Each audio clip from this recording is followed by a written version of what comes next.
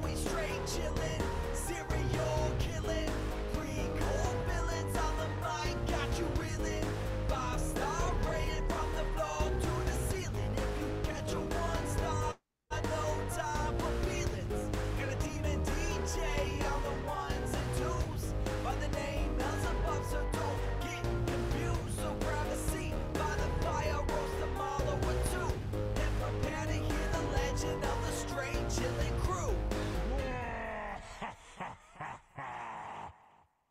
What up, nerds, and welcome to another sour episode of Straight Chilling, the weekly horror movie review show where you chill and we kill, slice, dice, and chop up yet another horror movie.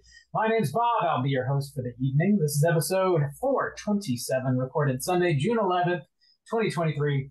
Tonight we're talking about the latest from your boy Ted Gagan. The movie is Brooklyn 45. Before we get into it, let me introduce everyone else on the show. First up, calling in from Washington, D.C., we got your boy Randy Z. What's up? And Old Glory waving. How's it going, buddy? It's good to talk to you. It's good to see you again. It's been a while. How you been holding up? You been keeping it trim? You been looking good for the ladies? The Phillies are looking good for you? Yes? The Phillies?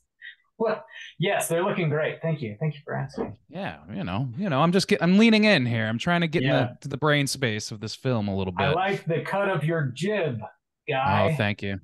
It reminds me of a time that is past. A simpler time, yes. One of the best bumps you'll ever use in the history of the show. I won't argue with you. All the mustaches of the firemen. Last but not least, Shoto Ghetto, love him. Calling in from South Korea, we got your boy Soju. What's up, man?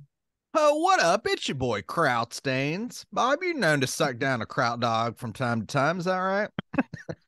I like sauerkraut. Yes. You do like monster German wieners. We all know this to be true. Yeah. Yes, I'm a monster German wiener boy. Get him. All right. Nay. He's a kraut. You're not just a kraut sucking Nazi. You know what they say? Sweet meat, sauerkraut, boys. Is that what they say? That's what they say. Man. I Wasn't don't know if I familiar. want to Thank you for- I don't want to wander into a world where I have to know what that means. Oh, you know what it means. Oh no. Oh, you know. Oh, boys. Sauerkraut's underrated. Get you some. Ooh, talking about Brooklyn Sauerkraut's a 35. little bit like kimchi, eh, Bob? It is very similar, indeed. Whoa, look at us. Yeah, I know. We're both just still Americans who like to eat rotten shit. Damn, whoa, Bob. It truly is the melting pot for disgusting pickled horse shit. Oh, you like rotten shit? Me too. High five. Up top. Let's do it. Oh man. Let's tackle a little bit of housekeeping real quick. We got our July poll currently posted on our Patreon website. If you support us at the $5 level or above, you get the chance to vote on a movie we're talking about this July. The theme for July is, well, it's Randy's Takeover Month. Randy, what's going on with our poll? Well, you see, I decided that as somebody who is an animator by trade, partially anyway, I wanted to see some animated horror movies, and so that's it, really. There's a variance of different animated horror films, starting with The House, the Netflix film that came out just a year or two ago, Paprika, the anime film, and Watership Down, the noted film from, I think, the 70s. All Yeah. right. Bob, How how those those numbers numbers looking? Yeah, okay. I'm going to start prompting you to prompt him. That's how Okay. this is gonna go. Juice, tell Bob. I'm not going to Juice, answer a ask question. Bob how those numbers are looking. Bob, Yes. how those numbers looking? Now I can answer the question. Thank you. Yeah. Paprika is still in first place. Watership Down and The House are tied, but they're way on back. It seems like there's a clear front runner this month. Oh yeah, I was looking at. I've seen like this movie. No, I haven't seen it, but I've seen like stills from Paprika. I was curious about this. Like when you kept mentioning it. Okay, this is like some kind of infamous film that like I know the images of, but I've just never seen. Interesting. See, you know more than me then, because the only image I know is the cover that's just like a very like colorful face. Is basically Yeah. what I've seen. No, So, yeah, I've yeah, I'm- definitely seen stuff from this. Okay. Unless there's some crazy coup that happens and one of the others comes through, I guess we'll be seeing that one. Yeah. The Yeah. weeaboos take it again. The weebs. Fucking weebs. That's a word, right? I think so. I know Yeah, it's in waifu. there. I know what that means now. I'm I'm educated. sure yeah. you do, Bob. I'm sure you do. I'm worldly. You're getting married. You better figure that shit out quick. Now I know what it means. I just discovered its meaning, says Bob. It's all coming clear. Make sure you get your votes in before the end of the month. We'll see what we're talking about this July. In other Patreon news, we just dropped a mini cast last Friday. I was talking about a new release called Malum. Also, I forgot we had like a lot of recorded audio from Ted Gagan's Q&A at the Brooklyn 45 screening from the Overlook Film Festival. So I'm going to be dropping that this coming Friday. So you're going to get a little bonus episode on Patreon this week. Friday, June 16th. Check that out over on our Patreon website. There's like 25 minutes that Ted did after the screening of this movie. Nice. And he talked about the origins of the script and how he worked on it with his dad. And yeah, just a lot of cool, interesting stuff. So check that out. And the audio quality is a little bit better on this one than the Nick Cage Q&A. For whatever reason, there's just less interference. So yeah, check that out. Well, a little tribute for Diddy's Day, then, you know? Diddy's Day. Little And then bonus material. After that, you got three Fridays in a row. You're getting bonus episodes on Patreon. After that, Friday, June 23rd, your boy Soju's talking about the Pope's Exorcist. It's so funny because yeah. anytime I hear that title at first, I think it's a joke because we always used to call the police the popes. And so I always like have to do a stop and be like, no, that can't be the title. No, it's the real Pope. Okay. Not the joke Pope, the real Pope. I always do this like mental pause. I'm like, oh no, yep, that's okay. It's one of those titles that's like the astronaut's wife, and it's like, oh, wait a minute. Yeah. Constance Gardner. I need to understand this relationship. Oh yeah. Okay. Yeah. I'm too stupid to get that in an instant. So yeah, that's old Russell Crowe. He's slinging demons around. So yeah, that's Slinging demons. So that's should be an interesting. That's what I call show. bartending. Yeah. Oh man. My boy Rusty Crowe's just slinging demons all night. Yeah. Check that out. Yeah. All the bonus shit over on Patreon. Every Friday this month, apparently. That's what's happening. Nice. In other Patreon news, we are reopening the You Pick the Flick tier on Sunday, June 25th. If you're a new listener, this is the only way you can outright pick a movie for us to review on the show. It's very limited. We open this tier once a quarter. There's only 5 spots per quarter, and we open it at an undisclosed time of day. So you just have to refresh your browser, check our Patreon website, and if it is open, go ahead and try and grab a spot. They tend to go fairly quickly. So mark your calendar so you don't forget Sunday, June 25th. You Pick the Flick. Yeah. All right. Nice. Exciting. Exciting. Very exciting. Yeah. Pick some good ones, please. Please. Or don't, but also please do. Please do pick some good ones. You don't have to, but like, please do. We'll judge your We're- character upon which we ain't too proud films to you beg. pick. If you pick a shitty movie for us to review, we're going to review your character. Mhm. We're gonna review you as your a ass. person, as we do the directors on this show. You know. This director is a real piece of fried dog shit. I know because I watched this film. I've seen this film, and it's pretty easy to tell that this person deserves jail time. Actually, there has been instances where that is true. So I can Yeah, see there of low Look at moral you, character. Okay. Yeah, that's happened at least once where we watched a movie and then found out, oh, jail time. Oh, What's should we served? all be in jail or just the Oh, okay. director? Just the director. Just the director. Not me. We are Never me. movie critics and character critics, so keep that in mind. That's it for Patreon. I know you guys got some shit to plug. Randeezy, why don't you go? You really have some shit. What are you You doing? never do anything. You I don't never do shit. anything. I finally decided to pry my thumb out of my asshole this week, and I'm gonna be guesting on our good friends A Cut Above's podcast that's dropping on Tuesday. Not out, so I guess it would be the day before this episode. So it is out. I don't know. Yeah. I said think so. Tuesday. I don't know. I was told Tuesday. I don't know if it's this Tuesday or next, but it's coming out. If it's not out, it's coming out. It's an episode on Gemini Home Entertainment, the analog horror series on YouTube. I was invited on for my presumed expertise in that field, which don't exist. But I'm very excited to hop on and talk a little bit about, the undercurrents of horror that are happening on YouTube. All right. Cool. I've never heard of that. So Neither have I. interesting. Well, you will. I'm glad they got the expert. Yeah, it's not me. I'm here Apparently to it's bring not Randy. knowing of it is as much expertise as anyone has, I think. That exists. Ooh. Yeah. Okay, cool. Check out A Cut Above everywhere you get your podcast. Juice, what do you got? So this week, I will be on the newest episode of Plug It Up. We are talking about Thirst.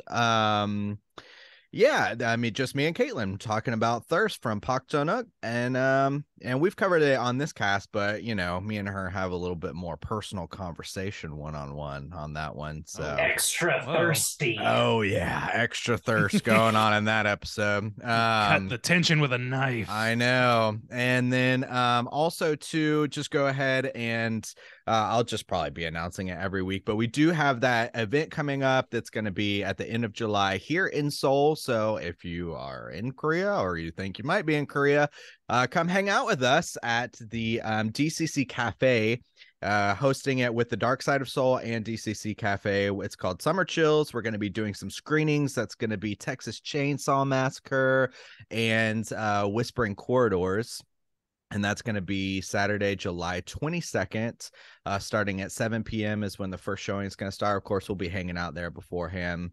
If you've never been to the DCC Cafe here in Seoul, it's a great board game cafe. They've got a great food there, and a lot of people are just always hanging out, playing games, and a bunch of comics there and stuff. So really great place to hang out. We'll be there hanging out and then watching some spooky movies for summertime, and that'll be perfect because we all know here spooky season starts July 4th, or July 5th, so I'll be ready to get that Let's just You move it on know. up to 4th. Fuck it. Fuck it. Yeah, I mean Jaws, that's Jaws Day anyway. For this theater is an American institution. So Nice. so that's going to be coming up next month. Excited for that, but I think that's all my housekeeping. Squeaky clean. Hell yeah. This house is clean. Let's get into the main event. We're talking Brooklyn 45, and we're kicking it off with the back of the box. What's on the back of the box?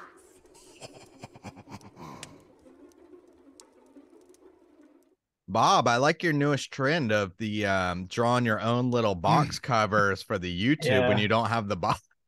When it doesn't, doesn't have exist, you just make The your box own. doesn't exist. You just invent a pornography and then draw Yeah. that. Called Brooklyn 69. 69. This is the porn knockoff. version. With the ghosty hand giving you a handy J, Bob. I see Oh, you man. over there. Is it even Extra- cheating at that point? I would say no. Extra ectoplasm, you gotta. Whoa. Ooh, yeah. Like nothing I'd ever smelled before in my life. Damn. Sweet meat sauerkraut. Brooklyn 45. This was written and directed by your boy Ted Gagan. Dude. With a runtime of an hour and 32 minutes. I guess it's unrated. This is probably R-rated, but it doesn't actually say on IMDb. Maybe it's unrated. Yeah, I would guess. I guess from the violence, but I don't Yeah. know. Hard to say, I guess. I mean, Yeah, it's got there's- got enough curse words for the There's some American hard, system to the label it. language. Yeah, Okay. yeah. It's got to Some be slurs rated R. and shit. Yeah. This stars, it's a small cast. Anne Ramsey, Ronnie Rains, Jeremy Holm, Larry Fessenden, Ezra Buzzington, Christina Cleve, and Lucy Karapetcham, probably is how you say that. Probably. Plot synopsis brought to you by IMDb is as follows. 5 military veterans, best friends since childhood, gather together to support their troubled host, and the metaphoric ghosts of their past become all too literal. Gentlemen, Through America's big gun, the nation roars, on guard. I love these bumps. Have you seen this movie before, and would you recommend people check it out? Rand Deasy, kick us off. Yeah, astute listeners will know that you and I both have seen this before, Bob. We saw this at the Overlook Film Festival this year, earlier in the year. We got the lovely chance to meet Ted and talk to him about this. So I'm going to just front load this by saying, like, I like Ted, and old Chris Stuckman's getting a lot of shit for being biased now and being too light on people. That might be me this episode. I'm not going to deny a bias here. This I film want to is like great. Yeah. That said, I'm going to try and keep that quelled down. And I think legitimately this is a movie worth watching regardless of that. So, yeah. Yes, recommend. Right on. Juice, what about you? Well, I don't know Ted, so I'm going to be fully judging his character on this episode. So I hope he's prepared for He's a that. piece of shit, probably. So no bias from Stains over here, but I will. So I will say, with that being said, and I didn't know anything about this movie going in. I had seen the poster, and it looked kind of like a comedy, honestly, based on the poster. And so I went in completely blind. I think maybe y'all had mentioned that you saw it at the film festival, but going in completely blind, I will say I was completely surprised by this movie in a positive way. And I really enjoyed it, despite some things that kind of maybe I thought were going to be some hurdles for me to get over, but they were not. Well, I guess they kind of were, but I'll mention those. But despite that, I really enjoyed this movie and was surprised by kind of all aspects of it, and really enjoyed watching it. And so, yeah, I would recommend people check this out. This like shot toward the top of my list for 2023 already. So, yeah, I did really enjoy it, actually. No bias going in. So, Bob, how about you? Would you recommend people check this out? Yeah, definitely.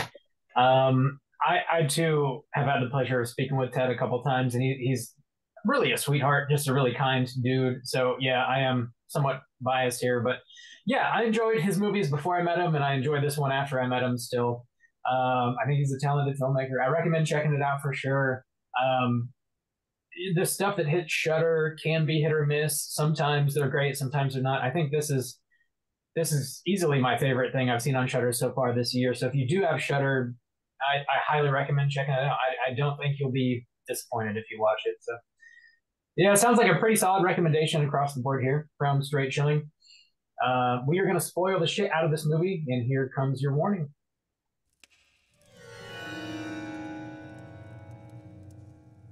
Spoiler warning.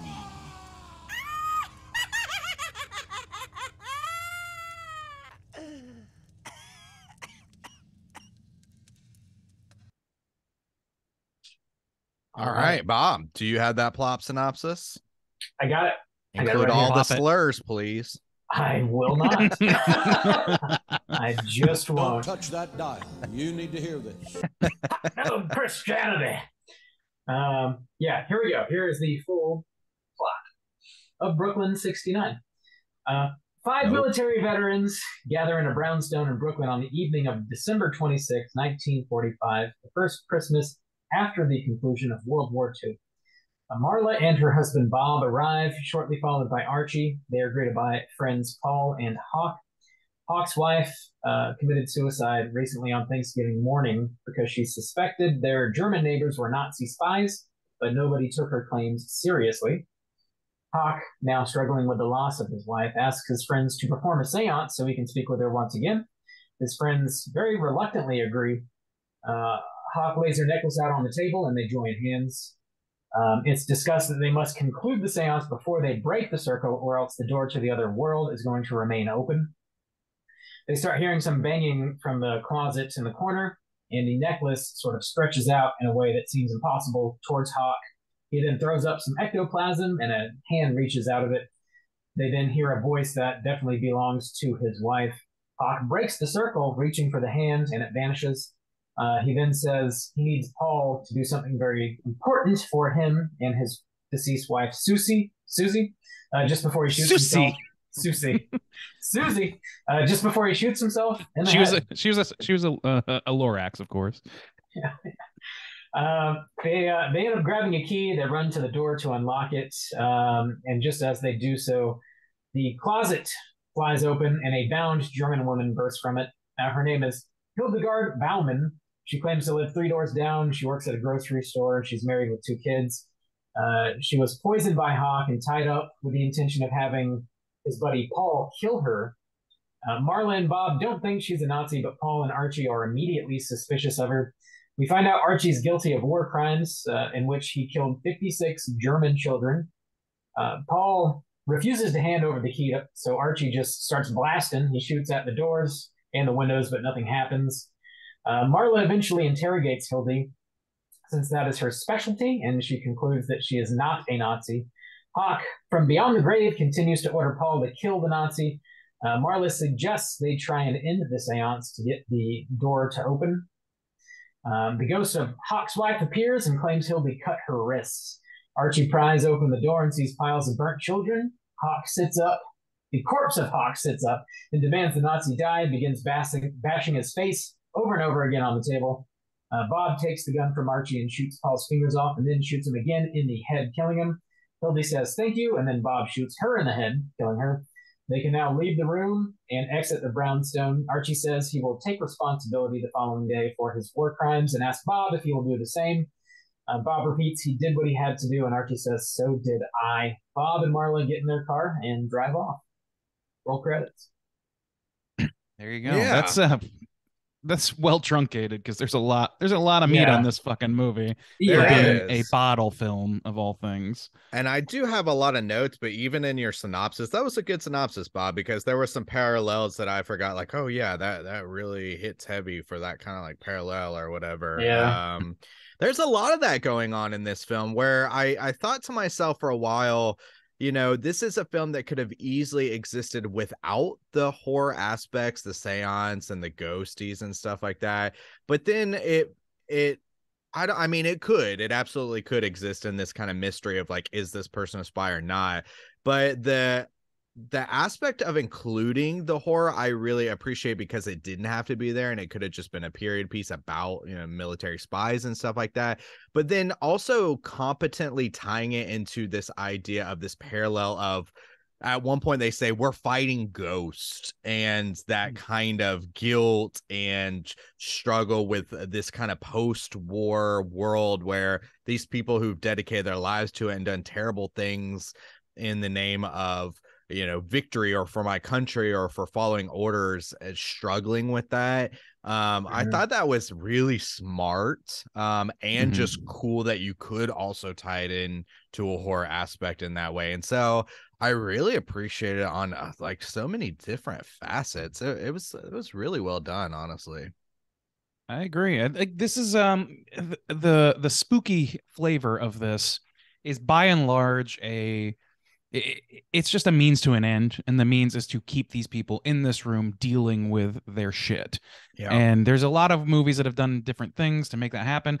I really like the conceit of just having them be like having the door open, so quote unquote, to the other realm and all that shit as a method of just stopping them from bailing out like that. Like it's a unique spin that I don't know that I have personally seen before. I may have, but I don't recall seeing another movie that did quite that. And what's great about it is it sold so well as a logical end to this man's grief. So like Hawk's grief is the only reason this is happening. The fact that everyone there is dubious of it and they only participate as a method of, you know, helping him deal. It's so well sold that I'm like in there. It doesn't really matter in the end if it's a real ghost or not, except that it keeps them in the room. So for that reason, I'm like totally on board with it all being there. I agree that like outside of those parameters, I think that the story that's being told could exist outside of that. But this is just like such a good pressure cooker for what he's trying to get across. Yeah. This movie, to that point, it's really about the characters first and foremost, which is what any great horror movie ends up being about. more often than not. It's about the characters, and then like you just add the sort of like horror set dressing on top of it to jazz it up. But like these like five characters are like so layered, and they feel fully realized in a way that you can relate to some of them in certain ways, and then as the story unfolds you find out like these atrocities that they've committed, and it's sort of just like blows your mind. And then the I don't know, it just sort of like they're drawn in like three dimensions, and it's interesting to like in certain situations find out that this woman that they suspect of being a Nazi is like sticking up for them and like understanding why they did what they did, and like to an almost absurd degree. yeah, it's just it's so interesting the way these characters interact and the way the situations play out. And I love the ghosts and the viscera and the you know the gore and stuff too, but it really is it's about these characters and like and how they interact. It's super interesting, and it's one of those movies that's like layered in a way so well that like you can watch it I think multiple times and keep getting stuff out of it. It just casts like such a wide net. There's a lot here, I think. There's a lot of angles you can look at this through for sure. Go ahead, Juice. Yeah, there are. Well, yeah, it's so great because it works. Man, I really enjoyed this because one, the set piece I really loved of the setting and the time. Now, I will say, of course, you guys know me. My very first note was Christmas movie in June, no go or whatever. And I was like really not appreciating that, honestly. But I mean, I overcame that because I love the setting. It's got this retro feel, you know. I love generally films set in that time. I think it's a very interesting time. I think it's very aesthetically beautiful a lot of the time. And this matches that. But also, you know, it gave me a little bit of retro vibes from this kind of like mystery aspect. So, of course, I was thinking of Clue. Also, the house kind of like built into that and stuff like that. But also the way that the ghosts kind of look or operate, where they're just, you know, you're not trying to do anything like new or fancy. It's got this retro feel of the kind of just milky plasm or what, you know, like just the haunted mansion is what it reminded me of. Yeah. And it's like a William Castle, like some William Castle level thinking in terms of how the ghosts operate and even some of the trickery that's happening, but it's being done with modern technology, so it gets across a little easier. And also has an element, just enough element of hokiness to where at first you're kind of like, I don't know about these effects, but I think that you're right. I think it's kind of an intentional pull from that era of film in horror. Yeah. That's how it felt to me. Yeah. So I'm having all these nice retro vibes, and that's what kind of helped me get over that Christmas hurl too, because they weren't relying on the aesthetic or the setting of Christmas. You know, you have all these other things that are also aesthetically warm and cozy and beautiful outside the realm of it also being Christmas. So that was interesting and nice, but also like to kind of disagree. I mean, not to disagree, because I think I get where Bob's going, but it's not like, to me, it wasn't necessarily about the characters, except the characters need to be fleshed out in order to, like, there's this message that's clearly pulsating throughout this whole thing of like society, and how even today the things that they're saying and the things that they're experiencing feel very relevant, and allows a person like sitting in this time and this era to kind of understand the mindset of what they were going on and put it still in kind of contemporary term, like to say that this is like still going on, people still feel this way, we're still human beings, but to also put it in a context that was real at the time as well. It hit me hard. I really loved the themes and messages they were playing with as a struggle for these characters to ultimately show this kind of like struggle within the world, this morality that we kind of like live in. I thought that was handled very maturely. Like, I don't know. I thought that was very capably done. Yeah, I I agree totally. And I think in a very unfortunate way, this movie is like more timely than it was when Ted was writing or filming it. Like, it just becomes more and more relevant, which kind of blows. But I know there's a little bit of trivia on this. His dad was in the service, and he helped him like write this movie, and he like pulled from a lot of his experiences. when he was in the army. I believe He was in the Air Force. Vietnam War, I believe. Air Force, I think. Yeah, Vietnam. Yeah, war veteran, and he retired and then went on to like be an English professor, I believe. So like he was a smart fellow, and like he co-wrote this movie with his dad, basically. So I'm sure that helps like these characters feel a little more real than they would have if another filmmaker wrote this that didn't have any family or any experience with the military. It might have rang a little more hollow, I guess. Oh yeah, you got to have some sort of like knowledge at play here because I mean not just for accuracy's sake, but for like interpersonal, like the way that people interact with each other and stuff, like the way a colonel would interact with his soldier, even if after the war, things like that. I feel like even after like Hawk dies and he is like possessed or resurrected or whatever, he's still barking orders, and Paul is like, yeah, I'm trying, sir. Like he's still like a soldier in this crate. Like that is a corpse. Like his brains are on the wall. Like, you're still taking orders from him, man. Like, that was a cool aspect, like to tie in the horror aspect of it as well to the theme. That was cool. Or even to kind of go a little bit further, they hit me a little more because I've never been a soldier, I've never served or anything. But when the guy was saying like, "That's my best friend," you're talking about again being dead and being spoken through some entity that they're just accepting as their friend, but him being like, "That's my best friend," I was like, that's damn, I did not really put a lot of consideration into the idea that wasn't Hawk. I mean, I guess you could say that. That's what's so interesting. Like, man, this movie, you could really peel it back 100 different ways, and that's what's so interesting about it. Like, you can, to me, it was always Hawk. Like, to me, like him, it was his dying wish. Like, it was his hatred for what happened to his wife, whether or not he decided to buy into his wife and not what killed her. You know what I mean? Like he cannot accept that. So like to me, the idea that he would be back from the grave and so would his wife in another form in order to continue their unfinished business, and their unfinished business is hatred for this person who is I don't think there's any reason to think she's anything but blameless in this movie, Hildy. I agree. I don't think we're given any reason to think otherwise, and I think that's kind of key. But that's one of the few things I feel really firm about, like that is supposed to be the case. You feel firm that she is 100% innocent?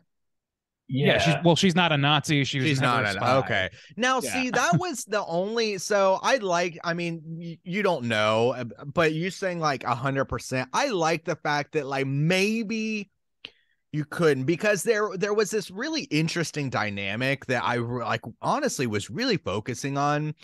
Because when she does the whole sympathetic thing, we've even talked about this before in separate movies. Not even talking about being Nazis or anything like that, like P-Deuce, where we were saying like, how would you get out of a situation or something? Yeah. Like the psychology behind it. Yeah. But I will like, honestly, the way she's talking, I have two split minds, because I was saying like, okay, you're thinking that's just somebody trying to say something to get out of the situation as best. I don't really think like she would be completely understanding or not. But then part of me is thinking like that kind of does make her sound more guilty, because it's so understanding of like I followed orders and I've done things that I wouldn't want to do, to the idea of, maybe she really kind of has fallen in love with her neighborhood and her neighbors, and she is kind of stuck in this place where she came as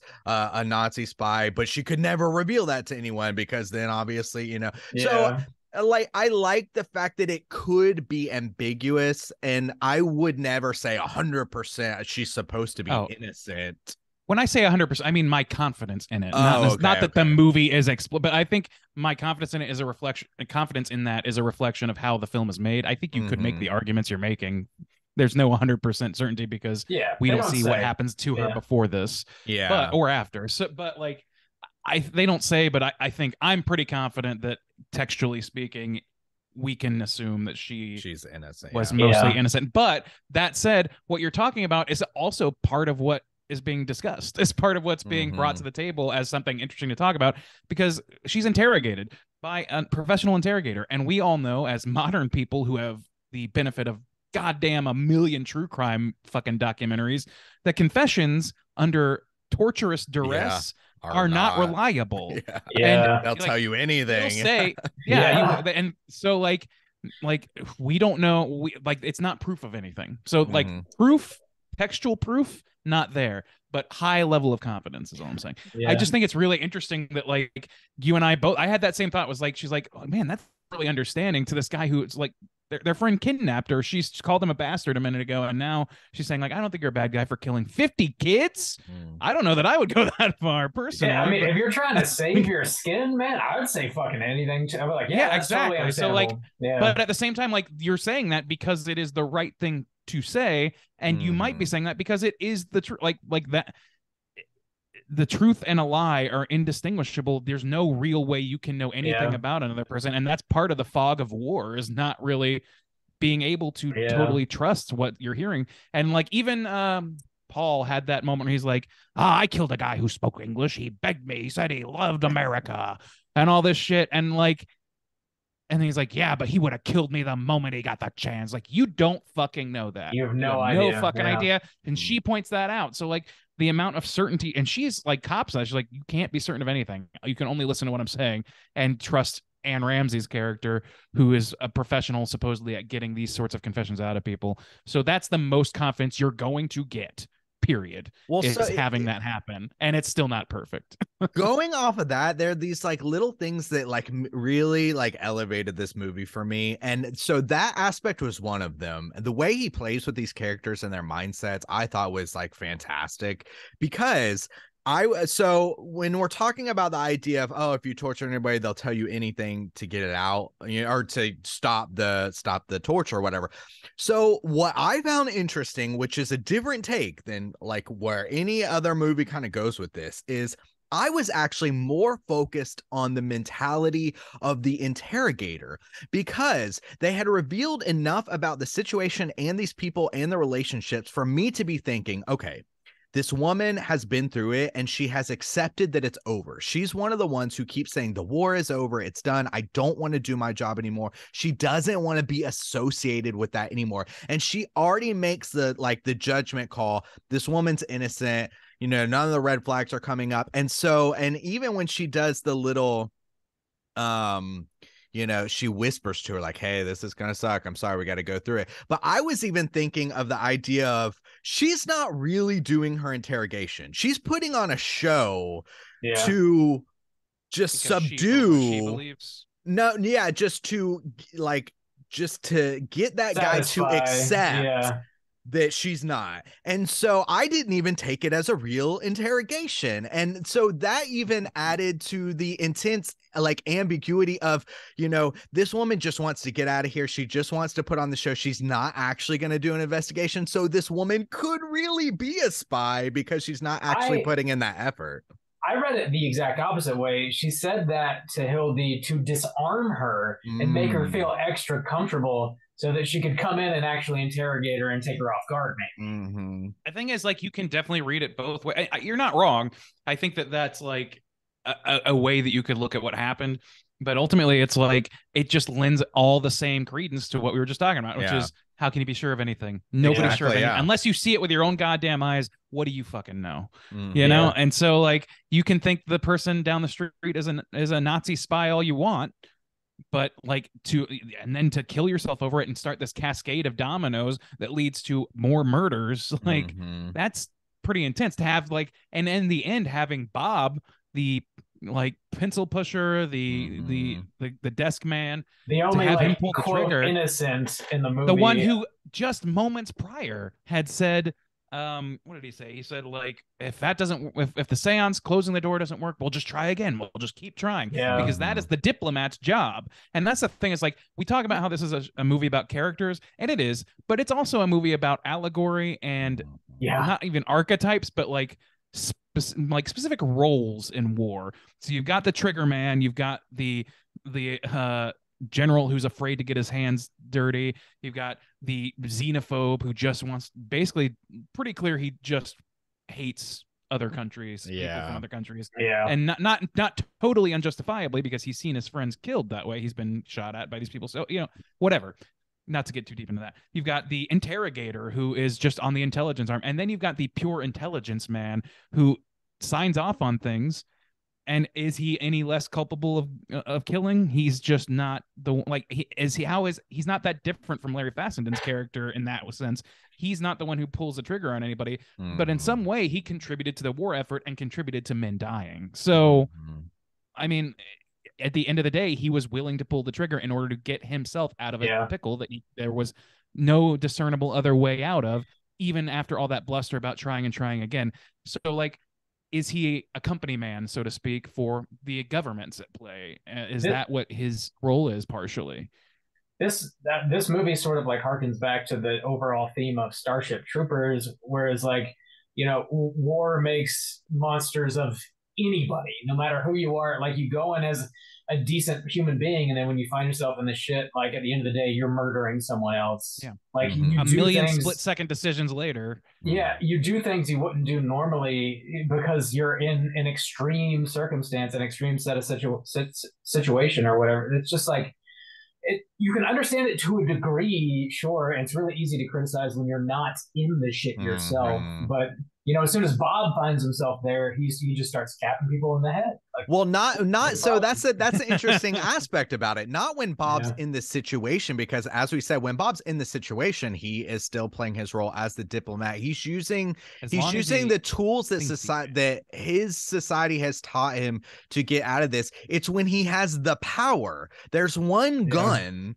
in the situation. So when he's in the situation, he's playing the diplomat. When he's not in power, he's trying to diffuse, hey, we're going to get out of this, let's calm down. When he's given the sole power to make the decisions that's when he does the horrific, and I think that is such a powerful message too, because at one point, except maybe the interrogator, everybody kind of has the gun, and that's kind of like an aspect of having the power and like what you do with it and stuff like that. And so that was really good for that Bob character, because it really pushed that, like, like you said, you don't know how you feel it until you're in the situation, but it's really when you actually can affect the situation. That's the scary aspect of it. Well, like when you are in the position to get your hands dirty or die trying, you know what I mean? Or, like that's,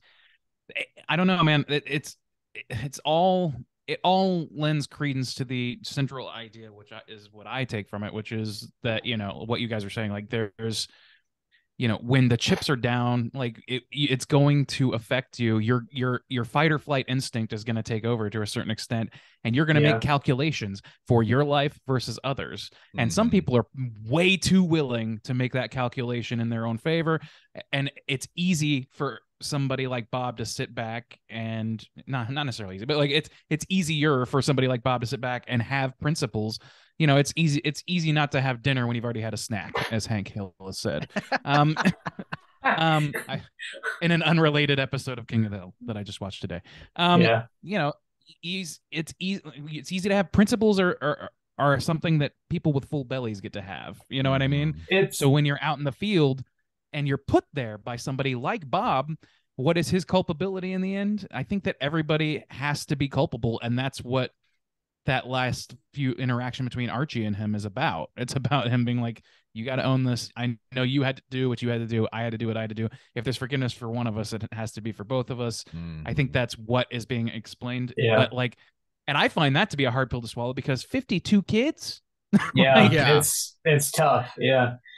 I think the end scene is super interesting. Like, before they exit the brownstone, we don't even know if it's necessary for Bob to kill Hildy to open the door, because he kills Paul, who was actually charging him. He's threatening his life. He says he's going to kill him, so he shoots Paul in the head. You can actually understand that choice. And then Hildy is like, "Oh my God, thank you for saving my life," and then he just caps her. That is a calculation. Maybe they could have opened the door at that point. Maybe they could have done the seance again. Like, they didn't. He didn't give any time. They had free reign to do. Exactly. Yeah. Like, the time for trying things was over for Bob. The minute that he pulled that trigger, it's like, this has to be over now. And like, that's people in charge of wars make decisions on the basis of immediacy just as much as they make it on intelligence or anything else. So he was obviously like frightened for his life. You know, the fight or flight situation was going on. Like, you know, adrenaline's pumping through the roof, whatever. He just didn't think and acted. Maybe he regretted it. I'm sure he did, but they still got out of the brownstone. It's the movie just sort of like highlights all of these people who, like, outside of these extreme situations are probably totally normal, kind, generous folks. And then when they get in situations, they make horrific decisions. And like, you're left to ponder, like, should there be forgiveness for that? Should that define them as people, or should it just be considered amongst all the other choices that they've made? And it's interesting. Yeah, it is. And it's, man, I really like, I also really like that he chose this time, one, because it's just more kind of interesting and aesthetically pleasing to me. Yeah. But I think for it to ring so true even now, it's interesting to see a movie like this for a room full of white people to sit here, and across from them is this other white person who just happens to have an accent. Because, you know, it's so like, it's really just about finding some other, you know, and it's just, we get so caught up in other things about, like, you know, things that you can see or things that are so noticeable, differences in culture or language or something like that. But it's just like this woman who's lived in America for 11 years. And that's what's like kind of so interesting about the kind of World War II is just like I've grown up my whole life, you know, thinking that this was less than 100 years ago. And I've grown up thinking positively towards, you know, Germany or Japan or whatever, but to put yourself in that place and be like, you literally can find an other anywhere, and these things still brew or whatever, and these things are still true. Exactly. Yeah, that's it could be anyone. You think like, oh no, it's somebody who's got a different language or somebody who's got different color skin or somebody. It's like you literally can find it anywhere if that's what the situation pushes the society to. And it's like, man, I think that was like a good choice to set it at this time to make that more, you know, like, hit harder. I agree. Like, and on one hand, it's like it kind of ignores racial components, which I think, like you said, like there's something to be said about how easy it is to other somebody when you can on site clock them as somebody who has a difference between you and them. But I think that you're right. Like, and they take pains to point out like that it's not just her accent, it's the way people look, the, you know, whatever your eyes look like, whatever your color, your skin looks like, whatever, or just a different accent. Like they make that, they tie those together. So they do the work there. But part of me is like, yeah, man, I at one point this time around, I was like, I wonder what this movie would be like if it was a Japanese person down the street. You know what I mean? Like, how would it differ, and how much more prone would these people who have can visually identify differences between them and this other person, is how much more willing they would be to suspect the worst. Do you know what I mean? Like, so, and I think that is true, because this is like a beautiful white woman who says, I have kids. Right. I have 2 young kids. If we're it neighbors. Were, this was like a Japanese, a short, father, squat little Japanese guy. Then I feel like the movie would be more quickly to just be over. I'm not the movie, but like the situation. Yeah. It's crazy that they have like just zero evidence. She just has an accent. Period. That's it. And they're believing. And Susie's say so. And who allegedly committed suicide, and then her husband then committed suicide, and then their ghosts. Everybody seemed to be aware that she was not doing well too. Right? Which, like, they're just the levels that you have to dig through in order to get to that conclusion. Half of the characters immediately buy into her being a Nazi just because she has an accent, and that's all it takes. It's as simple as that. Well, and that's so this movie is really great too, because it has the actual horror elements. There's a ghost, and you know, this guy coming back to life, and some gore going on and stuff like that. But it has this real life horror that honestly kind of reminded me of a movie like Eden Lake, where the true horror, that is like true horror, like this could really happen or whatever, where I could put myself in this film because I've done it before, where feel like you're talking 100% like clear sense to somebody, but it's so clear that their mindset is just like, it doesn't matter. It doesn't matter. It doesn't matter. You know, like, no, it like moving the goalposts. We kind of talked about that in Starship Troopers too, where at first they're like, no, the bugs they're dumb, so it's okay to kill them. And they're like, they're smart. It's like, well, good, let's kill them anyway. So it's kind of that. You can watch that in real time on Twitter. Yeah, it's that mindset of, fuck, I am doing my best to defend somebody's life. You know, to save a mother, to save a family from not having a mother, from saving my friend from just murdering somebody in cold blood, and having that realization of like, I don't know if there's anything I can do except just beg off of just this sense of morality. Please don't do this, because all logic has failed. And that's horrific to me. Like that gives me real tension, because it's like, the reason I mentioned Eden Lake is because it goes back to that thing of where, you know, I guess kind of spoilers for that, but I get the idea about that was we take care of our own, we look after our own, and like you getting in a situation where people's moralities, they don't care about you as a person. Yeah, it's moral to protect yourself and your clique at all, your tribe at all. That's the thing, is like, I totally agree. It's this thing where you have, it's beliefs. Paul said so. It's like, you know, you said it's belief is about things you can't see. I believe that she's a Nazi, and you can't talk somebody out of a belief. We see this every fucking day in the way that religion is impacting American policy, let's say. I mean, like, there's a million, like, what people believe, what they're inclined to think. You cannot convince them otherwise with, like, I don't know. There's no surefire way to convince them otherwise. There are people that have turned about face. A lot of them. Like, there's been a lot of fucking people who excelled at getting people to reconsider those sorts of things. And, you know, deprogram that out of themselves.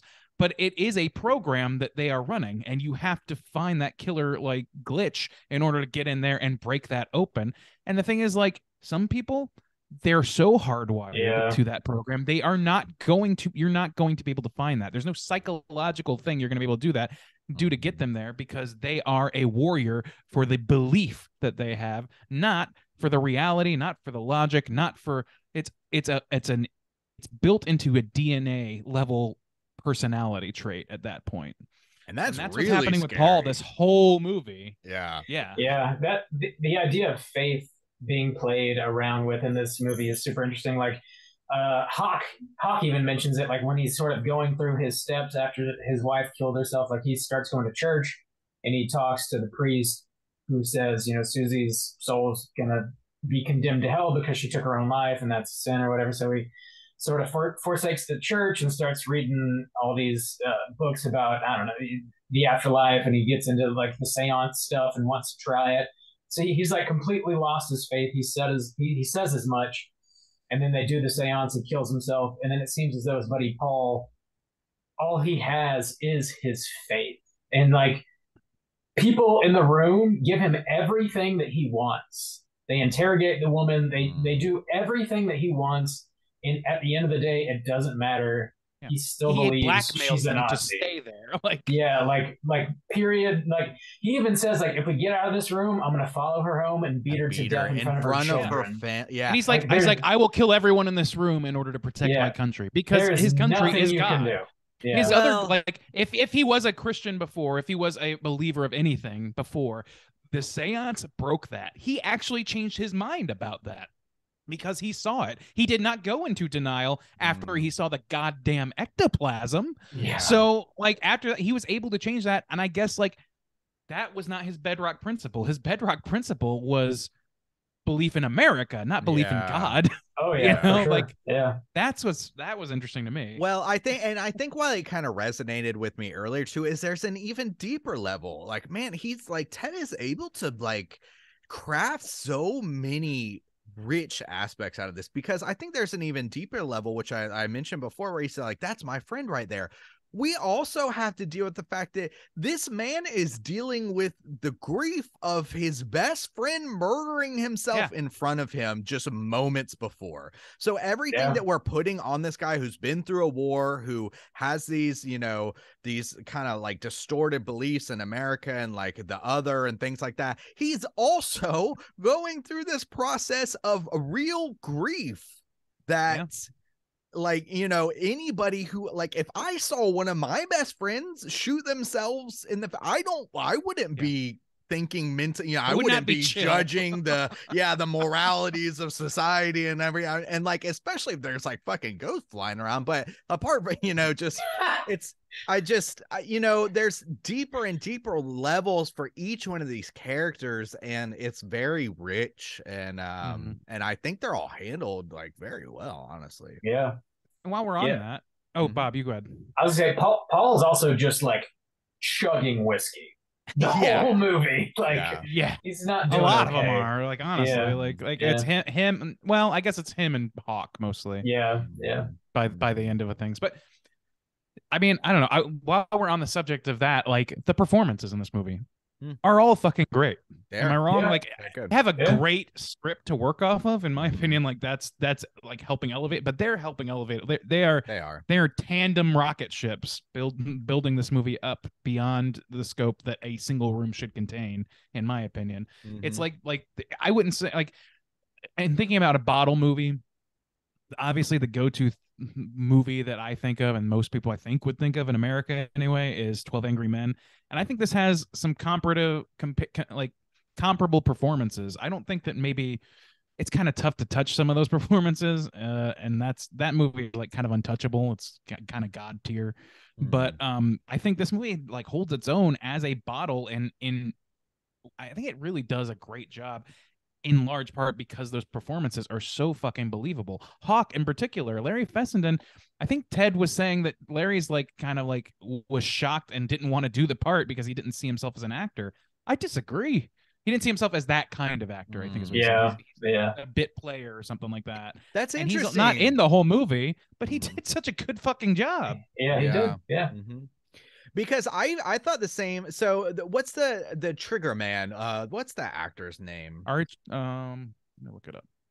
Because I kind of thought the same thing about that guy, where I saw him at the beginning. Jeremy I was Holm. like, oh, I know that guy. And I kind of thought of him in the same way. I was like, oh, that's the kind of guy. He's in a lot of films. He's kind of always in the background. He's never, you know, like really taken center stage or anything. And I was like, oh, is he going to be able to kind of like have a role like this? And he killed it, man. Yeah, he was great. It. Yeah.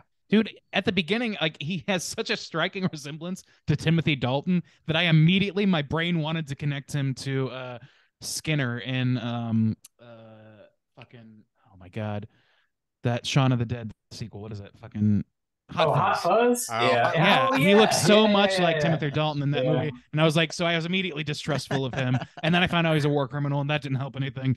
And all the but like the way he performs it, not one of these characters, not one, not even Paul, who is like just acts like such a loathsome worm through so much of this movie. Like, not one of them is without their humanity, and that's fucking incredible. Yeah, honestly, it's impressive as hell. Yeah. Before we give our rating, go ahead. I was just gonna say, I feel like most filmmakers, when they would approach a movie like this, would find Paul being like the villain, make him completely unredeemable, and like have everybody else be like mostly relatable. But like, there's layers to everybody in this movie. Yeah. I love that about it. And I love that it doesn't like end in a way that like tells you how to feel about the situation. It's just like, these are real people. They dealt with horrific shit in their own ways. And like, that's just life. Like, it is what it is. Make of it what you will. I like that. But yeah, go ahead, Juice. So before we give our rating, like I wanted to give this movie proper praise because I think it really deserves it. And I wanted to talk about how impressed I was and kind of go through some of these things. But I do want to go through one of these things that's kind of bothering me a little bit, because I want to see if maybe y'all can talk me out of it a little bit. Or like give it. So as I mentioned before, a lot of movies, I feel like you try to run away from the horror genre if like given some certain kind of opportunity. And like I said, I feel like this one could have easily existed without the horror element. aspects. So I do appreciate that, and I like how they were handled in their aesthetics and their kind of retro vibes and everything like that. Here's what I'm kind of struggling with a little bit is some of the logical choices and how they play into this kind of situation. So for instance, well, I think there's kind of like 2 or 3 things that are kind of bothering me about how this plays out. It's the key like disappearing through the door, okay? And also the kind of ghost coming out and saying that this woman killed her. Okay, this ghost like doing the knife thing. I didn't commit suicide, you killed me. Okay, so that's the kind of aspect I am kind of struggling with a little bit, because I guess I'm trying to find out like what's the motivation of these ghosts, or like not necessarily motivation, but like why would a ghost do that? You know, why would a ghost say this woman killed me if the woman didn't kill her? Unfinished business. Yeah, they want to see that person die, even if it's not true. That even if they did commit suicide, it's just they're unfinished business. I think the ghosts are trying to win an argument just like anybody else in the room. Yeah, I think they want to win the argument that they were right all along. That's like they didn't die for nothing. They died, if it's not true that she actually stabbed her in the arm and cut her wrist for her, then that she's still in the ghost mind, at least the way I interpret it, as you killed me regardless, like because you drove me to that. So I think that's part of the trouble I'm having, because typically in ghost lore, like we see in a lot of movies like this, is once you're kind of dead, you know the realities of the universe or whatever. The ghost isn't lying. So so it feels a little kind of it feels a little kind of weird that a ghost would have, like, a ghost would kill itself, and then I recognize the idea of unfinished business of I want this person to die, but it feels weird for a ghost to kind of be manipulative for something that wouldn't be true. Yeah, why kill yourself if you're going to come back and try and do the same thing that you were unsuccessful doing? Because you were called back by a seance. I mean, just don't kill you. Yeah, that's fair. Yeah. Sure. I mean, to me, it's like I don't think that there's. I see kind of what you're saying, but like, and maybe there's a key difference here in that I don't know, but like I think about like Turn of the Screw, Bly Manor, on Hill House, all that shit. Like those ghosts don't have untapped knowledge of the world at large. They are stuck at a moment of their lives where they believe certain things, and if this ghost has been in the room while this arguing is going on and is brought to bear, and like I don't know, like the fact that she would outwardly lie, I just don't think we see a lot of movies where that is necessary for the plot, or that makes sense. And so like I don't have a problem with that being something that ghosts can do in this movie, because it works for this movie. I think that I don't know. I don't think that any other movies ghost rules need apply, because this is its own movie. Yeah, and I think that's kind of what's tripping me. It's weird to think, and it's weird too, because I want to live in this ambiguous space where I'm like, maybe this woman could do it, and so it's really weird for me to be like, what is this ghost getting out of it to lie?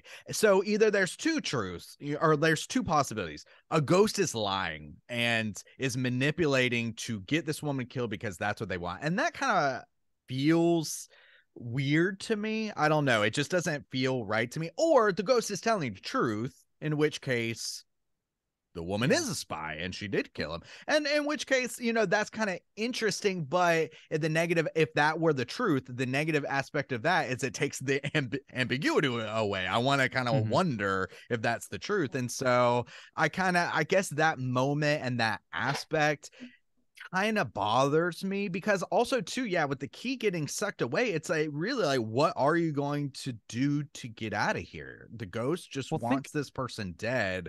Well, how are you going to get out?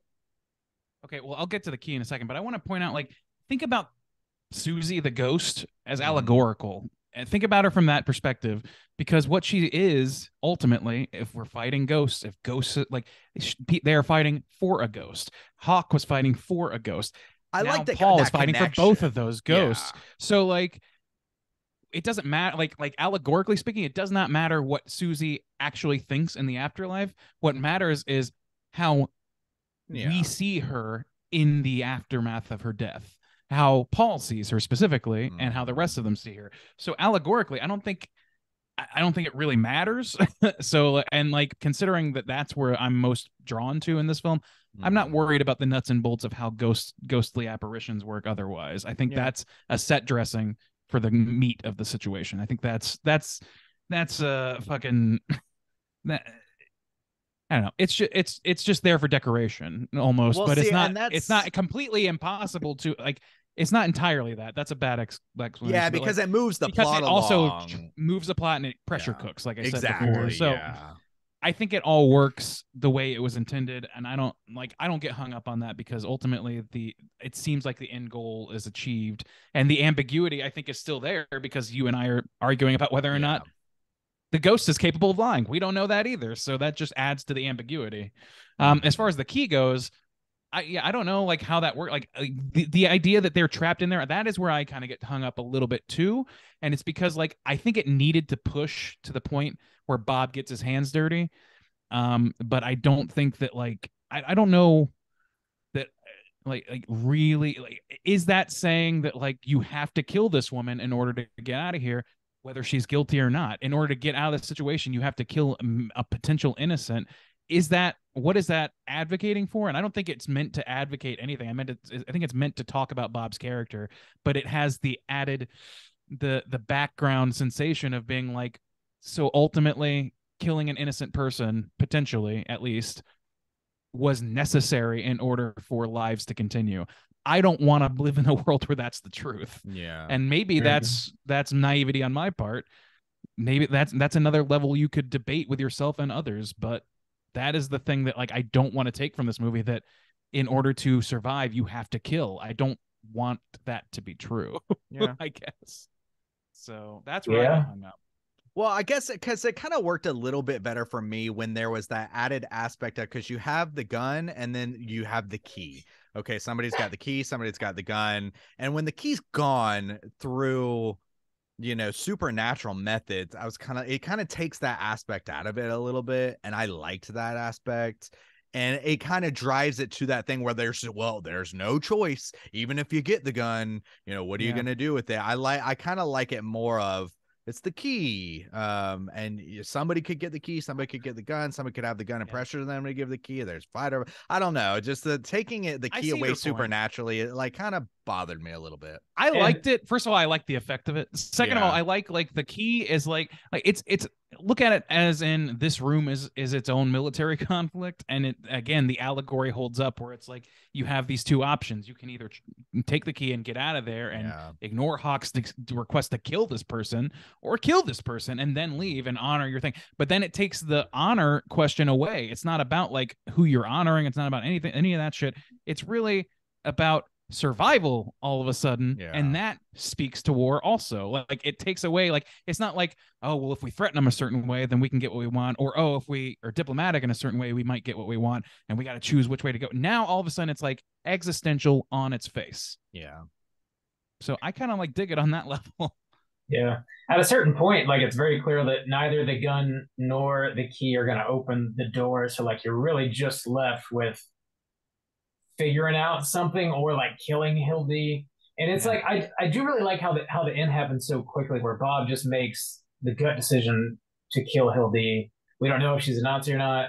I guess ultimately it doesn't matter. And I assume that's really how like most decisions are made in war. It's just like things happen so quickly because people are in like fight or flight, and you have to like evaluate.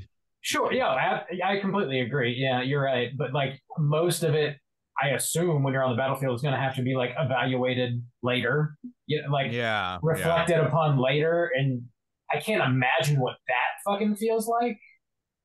I'm sure it's awful. I don't know. Well, it's just interesting. I like how everybody too kind of represents some different decision making that would present itself in war, where like one guy's making decisions purely out of, like we said, faith and belief and anger, almost of like, I just hate this person, I just want to kill her, that's no matter what you say, I just want to kill this person, and I'm always going to want to kill this person. One person's like thinking more logically, where the interrogator, where they're like, I'm gonna get like information and things. Bob's reacting out of fear. He's where he doesn't hate this woman, and he's not being ordered to do it, where the trigger man, you know, he's like, following orders, and you know, I'm just kind of like going up the ranks, and that way I'm doing what I'm supposed to do. But Bob's doing it out of like self-preservation, like just fear. He's just a scared person who wants to get out of the room, and so somebody else becomes a liability. It's fascinating that everybody like goes through these different processes of like, you know, making decisions, and they're all like all relevant to that person. That's just good character writing. And what's amazing about it is the character writing speaks to the broader conversation about war. So like to have these stand-in characters that don't feel completely stand-in, but also service a function of representing a class of people in that world, and you get to see a person's arc begin, middle, and end. Like it really is like it's just good storytelling. It's just really solid storytelling. There's no real like replacement for that, honestly. I agree. Wholeheartedly agree. I know we can talk more. It's about time to land that plane. Let's go ahead and rate this thing. Out of 5, Juice, why don't you kick us off? How do you feel about Brooklyn 45? Sure. I mean, let me just go through some of my notes. I love the music choices, you know, kind of reminded me of BioShock Infinite. Like I said, that kind of period and stuff just kind of works really well. Good sense of tension at the beginning. Like I'm just going through these notes as like I'm watching the movie. Love the aesthetic. Great at controlling the room emotions. Interesting looking at this man going through grief and struggling. You know, his what's that guy's Hawk, whatever. Him going through his whole thing about, you know, after his wife died and the process and going to church, and like that was just a great little segment too. Just this man, you're just like, you have that real feeling of somebody who you think you know, but they're like coming unraveled due to like emotions and grief and stress, and you're like, oh God. That played out really well. Oh, this line cracked me up. Have you snapped your cap? I think Bob said that. I love like the nomenclature is like spot on in this movie. I mean, at least as far as I know, it sounds right. His wife chose hate and it consumed her. The one man can't let the war go. It's become his identity, and he wants to keep living in that no matter what. Very interesting. I love another line that was just like really well delivered, and also an aspect that like wasn't like hammered in but just worked really well is that when he says, and not where I'm dipping my dick or whatever. It's that alliteration is hilarious, but also like the stuff, the low-key stuff about like the homophobia and shit like that. Fucking great. Like it's good, so underplayed, and like I don't know. It's interesting that they're both like good friends. When it first comes up, you're like, oh my God, they're going there. And then they're like, oh, they're buddies and cutting it up. They're just ribbing each other. But then later in the movie, he brings it up again, and you're like, no, he's not okay with this guy being gay. Clearly. Well, he's using that as it's another way to separate another. Like, totally, if I need to isolate you and justify in my mind, that's how I'm gonna do it. It doesn't matter. It doesn't matter how much he did for the cause, the only cause he still believes in, which is America. It doesn't matter how many people that he killed in the service of his commanding officer, and he's willing to sell him down the river because he won't kill this woman, and he's also willing to denigrate him for his sexual preferences or his sexual like desires.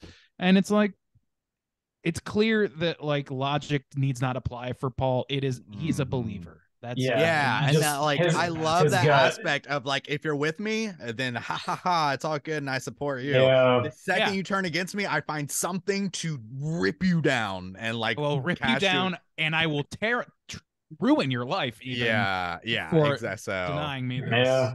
I thought that aspect was really like subtle and like but played well. Also that line was really funny. We're fighting ghosts, amazing parallel. Just following orders, they delivered on that. Is You Is or Is You Ain't My Baby, love that song. I think I first heard that in Tom and Jerry. That's some Tom and Jerry, man. Yeah, that's that funny ass segment where where he like rolls the cigarette or whatever, and with he his, like he rolls a cigarette with his mouth or something. Yeah, well, he makes the Squirts mouse it out lick of his, it or whatever. Dude, that shit. That's awesome. Shit. Yeah. When playing good men are pushed to their limit, awesome. I had to do it. So did I. Amazing line. Also, the ending credits were dope. And like this movie, it's really well done. And the thing is I want to watch this again. I love that we kind of got this new sneaky kind of Christmas horror again. The thing is like, as I really, really like this, but the kind of aspect I was bringing up a little bit is gnawing at me some. And that could go away with future viewings. But in like some aspects, like it doesn't feel like a Jaws or like a Jurassic Park where I would give it like a 5-star straight up. But I mean, when I go through all the aspects, it's really well crafted, and just these little points like where the plot needs to kind of be pushed or circumstances need to go a certain way, where I feel like maybe the ghosty aspects are used as kind of like a way to just like, well, that's the way it's got to be, instead of kind of like crafting it that way. I think maybe drops it just a scotch for me. So I think I'm going to give it a 4.5. Like, I was so surprised by this movie. And nice. I think it's like really well done. It's shot like straight to the top of my list for sure for the year. Yeah. It's really good. Really, really good. I want to watch it again. I'll watch it at Christmas. Bob, out of 5, where are you going to rate Brooklyn 45? Yeah, this is also high on my list.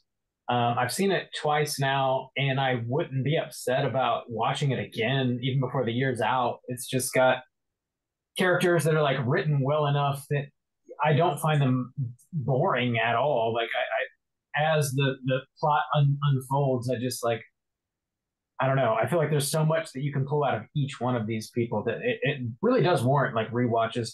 The Clue vibes, man, like just fucking really, really, I love that movie so much that anything remotely like it, I'm just sort of like endeared to. The design of the room is really interesting too, and it like, thank God it is, because the whole movie takes place in one single room. It has this like warm Christmassy vibe to it, but it doesn't have like a Christmas tree in the corner, and there's not really like light. There's lights outside you can kind of see through the window. Definitely cozy. Yeah, the roar of the fire, and they're around a table, and it's got like some reds and greens, and it just feels real, cozy. Like they're bundled up a little bit. So there's like some Christmas vibes going on that I dig quite a bit.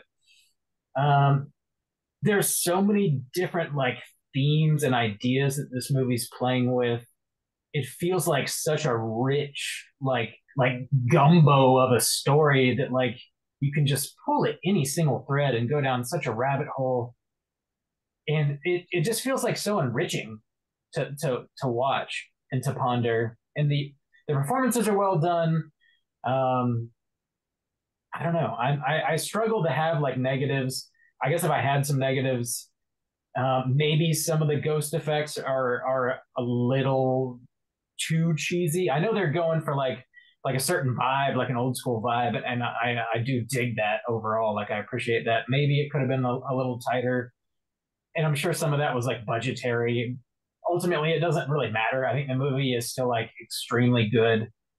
The story is just too well crafted to like really be too bothered by that stuff, I think.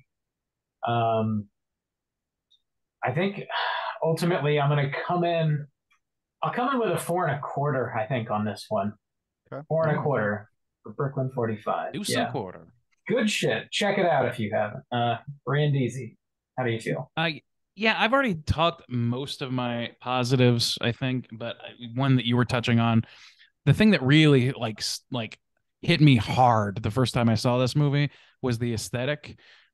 I immediately I don't see this really, like, I don't know, I'm not so I'm not a slave to the calendar like Soju is or any of that stuff. So I'm not too concerned with like how Christmassy or not Christmassy it is, but it has like a Christmas aesthetic, and I was so fascinated by the color choice. It hit me as like, this is Home Alone flavored right now, but this is a totally different movie than that. It kind of like hit in a similar way to like Midsummer, where it's like it's horror in an aesthetic that does not seem conducive to horror, and it seems more conducive to, in this case, coziness and warmth and friendship, and like it feels like fucking, it just feels like Home Alone. They've got like the green walls are like, I brought this up to Ted. I think I asked this question in his Q&A about the color choices, like, and I think he's like, yeah, we chose to put Archie in like this bright red blazer or whatever, so it's Christmassy without being Christmassy, and it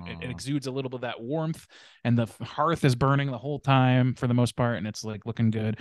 I don't know, like that shit really, like, it's impressive to me to pull good horror out of that situation, and not just like, I don't know, like I love like Silent Night, Deadly Nights, and all those like Christmas horrors and things like that. A lot of them are fun as shit, and the aesthetic is a large part of that. But the aesthetic goes a lot further in those than this has to. It's just a nice cherry on top. Yeah, the performances are great. The like there's a million ways you can cut this thing up and reconfigure it. It allows you to draw your own conclusions. I don't have a lot of negatives for this. I think that my negative is actually pretty similar to Bob's, in that like I also understand that I feel like it's going from the effects. Some of the effects are going for a little bit of hokum, a little bit of hocus pokey, like a little bit of silliness, just on a little bit, a little World's Fair shit. But I feel like, as much as I kind of like that, I also feel like it draws a little bit away from the extremely heavy topics that this movie is centered on. And so part of me wishes they were more straightforward, gory, because that would be true to the horrors of war, just like the story is true to the horrors of war. So I think it doesn't neglect that entirely. Like Larry Fessend's face getting beaten to a pulp, that was very effective, and it worked. Budgetary constraints be damned. I think they did a damn good job with that. And maybe if they had a little more budget, they could have gone a little bit more authenticity. And like the charred children, like Jesus Christ. But then you have things like the eyes moving on the portrait on the wall in Scooby-Doo fashion and things like that. And it's like, that's kind of a fun, spooky, Halloween-y vibe thing or whatever, but it doesn't necessarily help sell the weight of what's being talked about. So that would be my only ding that I can think of now. And I also agree, I could watch this movie again. I could talk about it more. I'm going to give it a 4.75. Whoa, even out Bob over here. Wow, yeah. 4.75. Bob, I can do the math for you if you need me. It's going to be a 4.5 aggregate from the Straight Chilling crew. Quick maths. Check your math, Bob. Let's jump into our Rotten Tomatoes segment, see what the critics and users think about Brooklyn 69.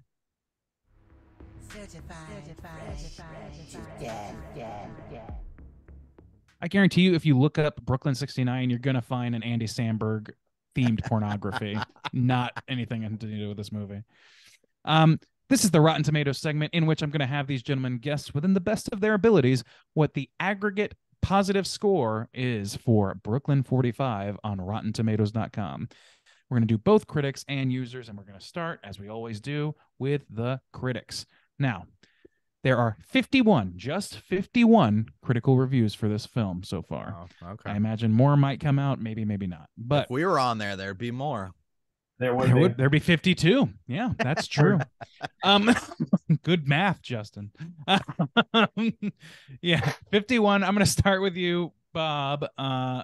Where do you think, what aggregate of those 51 reviewers do you think gave positive reviews for this film? I think it'll be pretty high. How high? I'll take an 80. 80%. 80. All right. Yeah. Juice, how about you? I think it's going to be high too, but there's going to be some people. I'm trying to think of what people are going to ding it on, and maybe just like the effects or that like retro style. Yeah. Maybe not as many people are going to be as endeared to it. Maybe, but I still think it's going to be high. So I'm actually going to go higher than Bob. This might be a mistake, but I'm going to say 83. 83, odd number. Well, that will serve you well. 86 certified fresh. The boys. Oh. The project. The boys. That I got with the boys. Oh yeah. Project Of 86. course. The boy. That's that No, man. it's- We have never even properly explained that joke on the show. You have actually several times. Have I? guys. Okay, Every good. now and then you get into this Like somebody The band, Project that is 86. from high so school. very specific From to high school. us.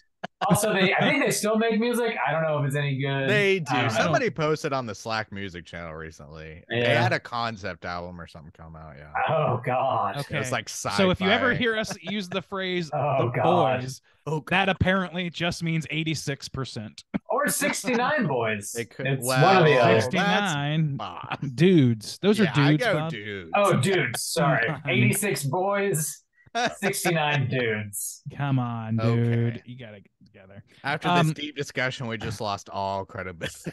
Yeah. Oh,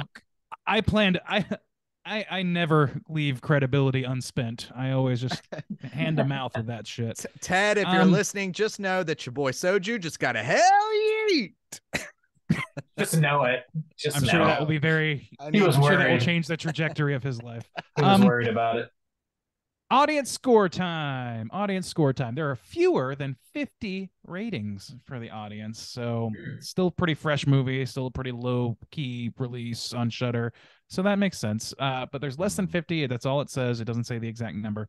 I'm going to start with Juice this time. Juice, where do you think those 50 ratings are going to aggregate? I think the audience score is going to be lower for some reason.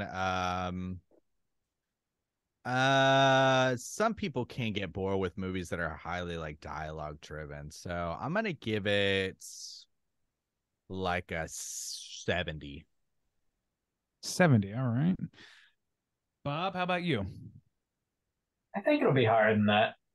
I'll take a 75. 75. All right. Well, gentlemen, we have us a ringy-dingy-do here.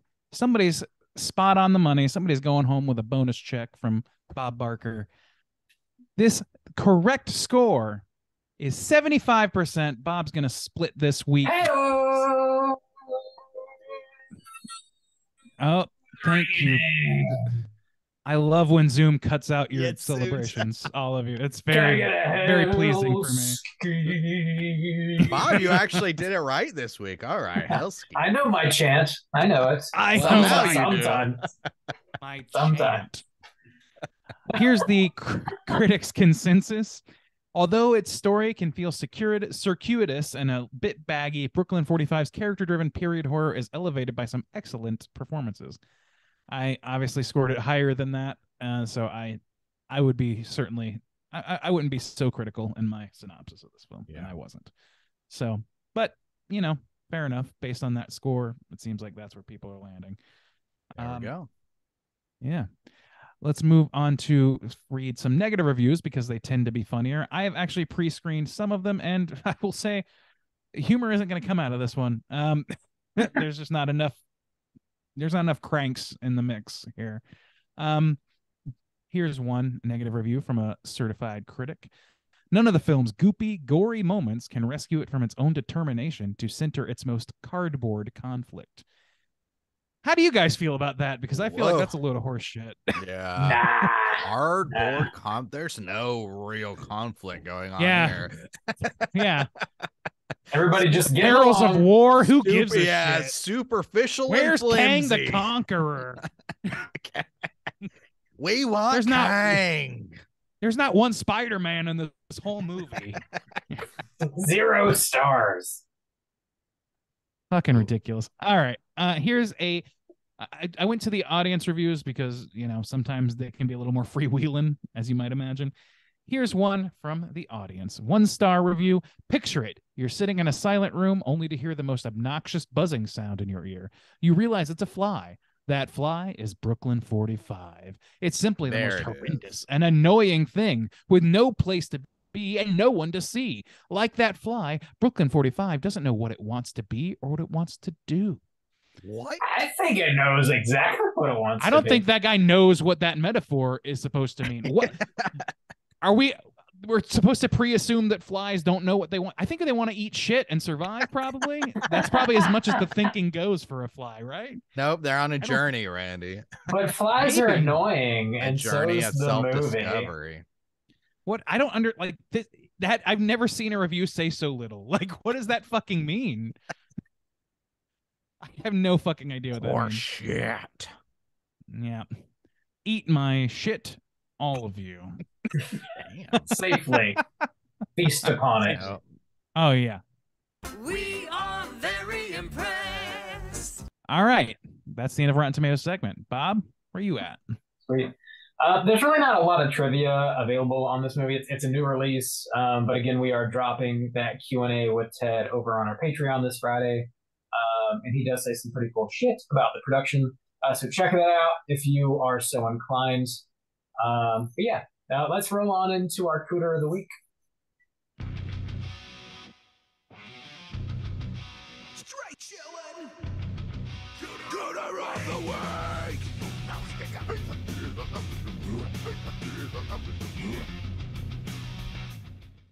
Juice, what is a cooter and why do we hunt them? Oh, Cooter's a character type and a straight chillin' exclusive. Cooter must hit 3 of these 5 points to be considered a cooter, but we want the cooter with the most points. The 5 points of cooterdom are sexual deviance, manipulation, smug arrogance, overall look and attire, and overall patheticness. Boys, I think we might just have ourselves a cooter this week. Maybe more than one. Yeah, maybe more than one. Can we go ahead and nominate Paul first? Sure. Let's put Paul in the chopping block. Let's see where he lands. All right, Paul, smug arrogance, clocking Ooh. it first. Oh yeah. Yeah. Woo! Yeah. That's some arrogance. Yeah, Mhm. he's full of himself. He's full of American bluster. Yeah. He's he's got some Limbaugh talking going on in this movie. Yeah. Very full of shit. Very full of shit. Manipulation. Want to go with the manipulation? Yes, absolutely. He threatens to blackmail Archie for starters, and if he doesn't give him what he wants. But he's also, before that, totally willing to lie on the stand for him. Why not? Yeah. I don't actually care what you did. You know, I don't care that you killed 56 kids. Oh, I do care if you don't do what I want. It's like, well, oh yeah. damn. No, his great scruples morals are largely aligned entirely to promoting a white ethno-state America, it seems like. Yeah. So fuck him. Overall patheticness, I would say yes. Yep. Yeah. I mean, yeah. There's a patheticness to, here's the thing is like, the patheticness I think is built in to most of these characters to some degree, because like the levels, the depths that many of them, not all, but many of them have to sink to do to what they're doing, be yeah. who they are in both in the room and out. So like I give it to him, but I think I think in a flatter movie than this, he wouldn't be pathetic. He would just be like a blustery general type or what, you know, he would be more archetypal and less pathetic, I think. I think the most kind of pathetic thing is he is the Nazi that he hates. You Yeah. know, like He's doing the same he shit, is the yeah. He's kinda doing reflection of a his Nazi. own hatred. Yeah. Yeah. Yeah. Yeah. So he is just a fascist. He's a In Nazi this without the room, crowd. Hold the yeah. crowd. In this room, he is the fascist. Like he is. Yes. Yeah. So For sure. That's true. So, Yeah. So a cooter for sure. I mean, looking attire, he's just kind of in uniform. Nothing really about that changes. And then there's no sexual deviance that I remember. No, I don't Well, think so. the only thing you could point to is his homophobia, but I don't know if that's sexual deviance as much as quite. strict sexual adherence, like sexual norm adherence. Yeah. No, That's pathetic, Pathetic, actually. yeah. But Yeah. I don't know if it's deviant. It's just pathetic as shit. So yeah, Well, lock that him solidifies the pathetic point. Lock him up. Who you Yeah. got? Who else you got, Juice? You had a list going. Hawk. We could talk Who's Hawk. that? Let's talk Hawk. Oh, okay, yeah, the guy who kills himself. Okay, yeah, sure. What do we want to do? Manipulation? Manipulation. Like everything Definitely. he does in this movie is to the end of having this woman killed, Yeah, Yeah. sure. or Locking to the end of people getting the up. seance. Mhm. And he's pathetic as hell because he wants anybody to kill this woman but himself. By himself, he yeah. won't Do it do it. yourself. Yeah. Not able to, yeah, and even his best friend is like, he couldn't do it. Like, yeah. Couldn't get his hands It's, dirty. it's a known flaw is that he is absolutely down with killing just so long as he doesn't have to do it. Yeah, and that's that's not pretty the goddamn Ned Stark pathetic. way. Okay, you got to do it yourself. Got to Dirty- swing the Well, sword. Let us all Yeah. model ourselves after the Game of Thrones universe, shall we? Okay, so pathetic and manipulative.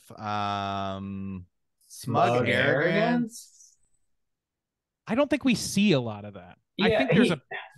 Go ahead. He Bill. feels smug when he's not talking about the loss of his wife because he's clearly just sad. But like when they first arrive, he's like chugging whiskey and like bumping chests with his buddies, and he feels smug in like what he's done with the war and everything. But then he starts talking about his wife, and he's just very sad. Well, it's kind of smug to like kidnap somebody. Like, Sure. I Yeah. put don't know if them. that's the first description I would give. Well, it, I mean, yes. but you know what I'm saying, like to Yeah. take some, like there, he's not like I'm gonna call them, like even the integrant, like okay, we'll call the police, we'll file a report, Yeah, we'll do right, these things. yeah. It's like I'm gonna take care of this, but I'm actually not gonna take care of this. I'm going to Yeah, put right, other right. people in a position to take care of this. Well, Like, I think well, smugness. I think the smugness that he exudes is we're told about in the retrospect more so than Yeah. anything else, because like the smugness of being like he knew that he was asking Archie to kill 52 or kill a bunch of kids basically true, to kill that's a true, registered yeah. thing. So like that takes arrogance to be able to do True. that. It takes a lot I'm gonna of say, shit. I'm gonna on save top of the my arrogance. men and kill, 50, Right. yeah, that's true, yeah. I don't know. Yeah. So Yeah. like, I mean, I think that I just don't think we get a full picture of what his arrogance looks like in this Yeah, movie. but So I it's think kind of a it light point exists, from what we but have yeah. physically seen. Yeah. His patheticness is so deep it compensates. It's like I implied. think it's so fucking Yeah. deep. All right, I Um, say we lock him up. So we yeah. got Put it in. 2. Anybody else we want to go after? Oh man.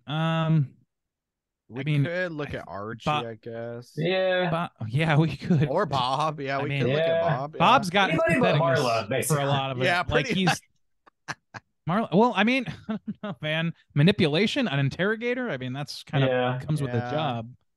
I think because these characters are so well rounded, each one of them hits something.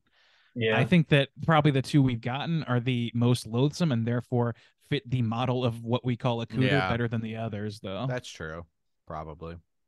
I mean, even Archie, I kind of like gut instinct just based on the actions he pulled, but like that's part of the thing is like humanizing somebody who's done something Yeah. horrible, and Yeah. then the fact that he then his redemptive arc is copping for what he's done and going on trial and saying the truth and doing all that shit, which doesn't erase anything he's done, but is No. like in absence of anything you can do to bring people back to life. That's And I as think good as you can Paul's- do it. Paul definitely represents that aspect of he's definitely the one person you definitely want to get got by the end of the movie. You're Oh, like, okay, yeah. this guy needs to go. Yeah, Gotta go. Yeah. Gots to go. he's begging for it. Yeah. Yeah. He was asking for it. He's just asking for it. Arrivederci, baby. His knees weren't even covered. Whoa. What Bob. the fuck? Just Bob. kidding. Just kidding. Bob. We Lose got- our What was that about sexual credibility. deviance? We got two. We got two. Let's lock them up. Lock him up. Lock him up.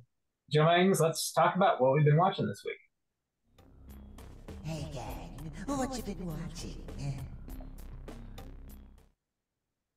Randeezy, why don't you kick us off? What you been watching? Sure thing. Start off with the easy one. Been playing Zelda Tears of the Kingdom about 75 hours into this game, and I'm still not even close to being remotely done with. Wow. Like I'm running into shit all the time, new shit constantly. It's fucking great. That's why I can't buy it. it is a time sink, to be fair. But yeah, there's that. I finished. I don't know if I remember. I don't remember if I talked about this or not, but I did catch up finally with the end of Yellow Jacket season 2. That show's a lot of fun. I really like it. I like some of the new characters they pulled in. The fact when Lauren Ambrose showed up, I like shat my pants. It was so great. I love her. I love that character that she's playing. There's a couple other actors that are in the mix that I don't know. I don't want to veer into spoiler territory because I would have been spoiled on a couple of things if I had heard somebody talk about it like this. So it's good. I enjoy it. It's a very good horror show. And yeah, it's good. Let's see. Shiny Happy People, the documentary about the NLBI and the Duggar family. Okay. What? Thought it was shiny happy people who didn't have. All right, that's an REM track. You don't know Shiny Happy People? No, I don't. Really? Wow. Okay. No, I don't know it. In the I'm Slack not a huge REM person. All right. Okay. Put it in there.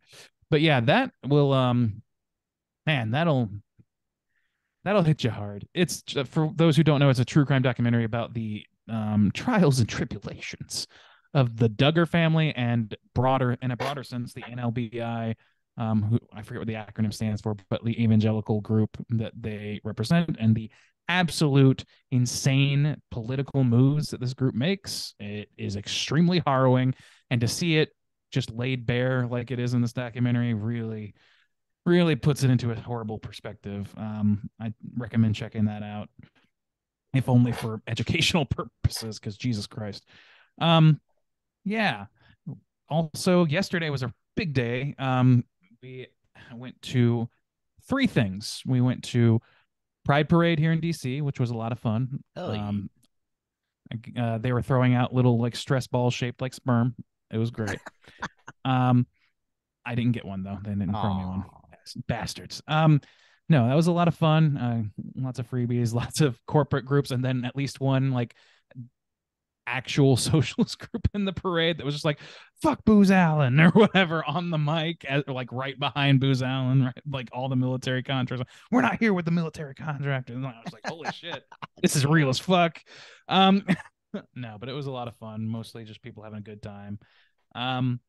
Then also watched the traveling production of Hadestown, which was a lot of fun. Also, it was not my favorite musical I've seen or whatever, but like I definitely enjoyed the music. Some of the set pieces were really cool. Some of like the choreography and the lighting and things like that were really, really cool. And the singing was fucking on point. We saw that here in DC and it was a lot of fun. Recommend that. And then last but not least, I got to see AJJ in concert last night with openers Glady and Oceanator, and that was fucking fabulous. I can't believe how many fucking songs AJJ ran through. It was like 30 fucking songs. It was crazy. We didn't get back till 1 a.m. We got there at 8. Damn, dude. Yeah, it was fucking fabulous. So that was what I've been watching and doing for the past several weeks. So badass. Juice, what about you? So I watched Thirst, as I mentioned before, in order to do the Plug It Up feature, and I've seen that movie many a times now, but it actually kind of came at a reasonable time because I have been going through a lot of Park Chan-wook's other work that I hadn't seen, and so it was nice to kind of go back and compare. I do think there's some of his later films that he has kind of polished out some of the problems that I had with Thirst, but overall I still really enjoy it. And it was fun to have that kind of conversation with Caitlin about it. I watched Miles posted a kind of clip of this. I didn't realize what it was from or like what it was referencing, but there's this video on YouTube that's called Sick New World, the new metal movie. It's actually only 20 minutes long. So this is something I didn't realize was kind of happening. I guess like I know songs and stuff like blow up on TikTok and stuff like that, but I guess new metal is like really resonating with the younger generation right now. And it's kind of new metal. You mean NU metal? Yes, or... yes, yeah. Okay. NU like metal, Korn and shit. like Korn right. and Limp Bizkit and Deftones, yeah. So it's having this. So they go to this festival. So it's a play. It's the festival is called Sick NEW World, Sick New World, but the documentary is called Sick NU World, like focusing. So, but anyway, so they go there, and they're talking to people, and they're talking like at one point they show up in Las Vegas and they're just talking to these skater kids, and they're like, "Oh, I see your shirts." And like, what does like nu metal mean to you? It's wild. It kind of blows my mind because these people are talking about, you know, oh, I first heard Korn on this, like my first iPod that my brother gave me and stuff. It's just weird to hear about the generation that y'all like grew up in. We had such a like experience with, and and like hear a different generation talk about it. It's really wild. So also too, there's this quote about like, it was the last time like rock music was really like popular or like famous or whatever, and then that's where the development of rock stopped or whatever. And I was like, oh Jesus Christ. Like what's happening? So it's got a lot of cringe to it. They interview some people, man. If anyone's out there, any guys, let me have a one-to-one talk with you real quick. If you're out there and you're thinking you can't get chicks, you can, because there's some swirly ass motherfuckers out there like walking around swirly. Dude, I'm tired. They do this kind of breakdown too of like these different segments of nu metal, and one of them was like meth rock, and it like Korn was like kind of the it's just meth rock. It's like, anyways, that's an interesting little video, and the like Nancy Reagan in me is cringing. Some people they talk to out there. Oh God, it's it was weird. It's a weird experience to watch. I just like, you know, I listen to some of that stuff out of like nostalgia, but it's weird to think about kids picking it up now. I don't think there's a nu metal band that I particularly liked ever. I mean, Deftones for sure. You guys were into this some of is them. always like on the Goth Sex Night playlist for sure. I mean, that's the go-to. But I mean, I didn't do those guys. But anyways, so another movie I watched, Sisu, SISU. That's a new one. Yeah, I might do a mini cast on it. It's a Finnish movie. It's essentially like a Finnish John Wick talking about Nazis. It's set in World War II, and it's this Finnish gold miner who I guess there's Nazis invading Finland, and he encounters a group of them and just fights them. And like it's very action oriented, but it's also like very gory. I mean, he is like blowing people up with landmines and shit like that, and he's like getting cut open and then like stapling his flesh back together and shit like that. So it was pretty entertaining, very like John Wick-esque, but it's got some campiness to it that they kind of like lean into, and overall it was pretty entertaining. And yeah, I'll probably do a mini cast on that one. But that is all I've been watching. Bob, what you been watching, my guy? Not a ton of stuff, honestly. Ever since HBO Max just became Max, they now have all of Anthony Bourdain's stuff from No Reservations and also Parts Unknown. Okay. So I started at the beginning of No Reservations, and I like lasted through the first season. I'm on the second season already. Damn, dude. I'm just gonna go through all that and then all the Parts Unknown stuff. Just like I haven't seen most of that in quite a while. So it's been kind of like a fun like blast from the past. I used to watch that stuff as it was airing, like when we were in college. Yeah. And I forgot how like goofy his earlier No Reservation shows were. He makes the cheesiest jokes and like tries to like riff off of these like classic movies in a way that just weren't a part of the Parts Unknown stuff. It was just like, I don't know, it just cleaned up. It was like way more refined. And I don't know, it's like super fucking endearing. I forgot about like how cheesy it was. He was just a guy, man. I mean, he was just a guy taken from a kitchen. Yeah. Yeah. He was cooking one day and then he was in Egypt the next. And like, that's wild. That's nuts, man. I've been really enjoying rewatching that stuff. And the only other thing I've really been watching in preparation for the second season of The Bear on Hulu, I started rewatching the first season because it's fucking great. When does that drop? Do you know? It's the end of the month. It's I don't know the exact day, but it's the end of June.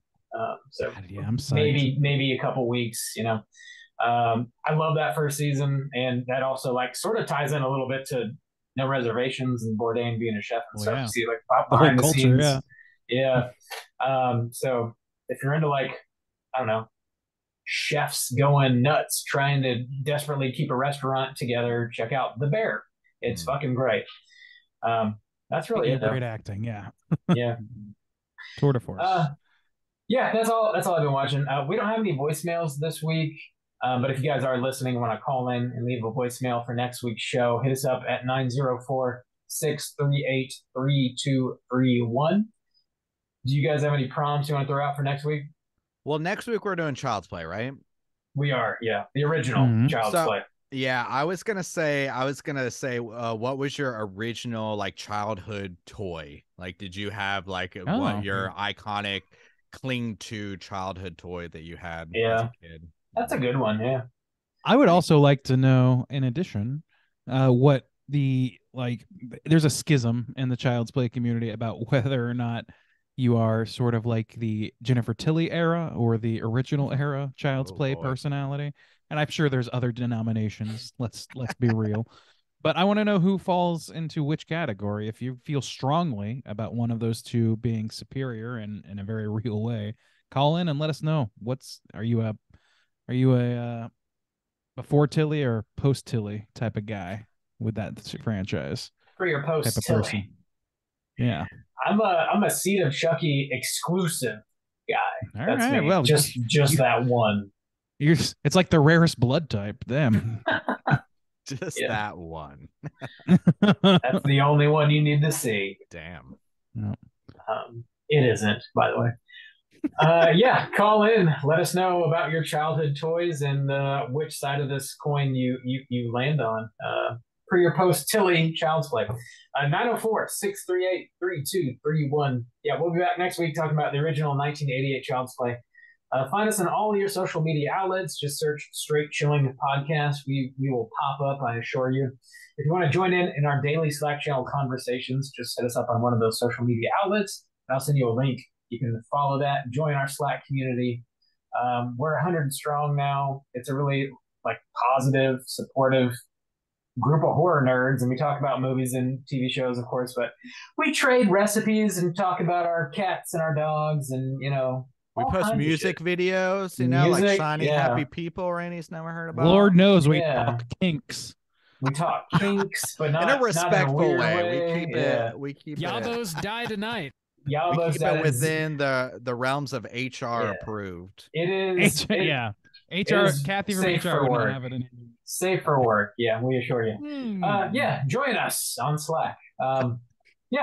Until next week, as always, all you mother truckers, please keep chilling. And Old Glory waving.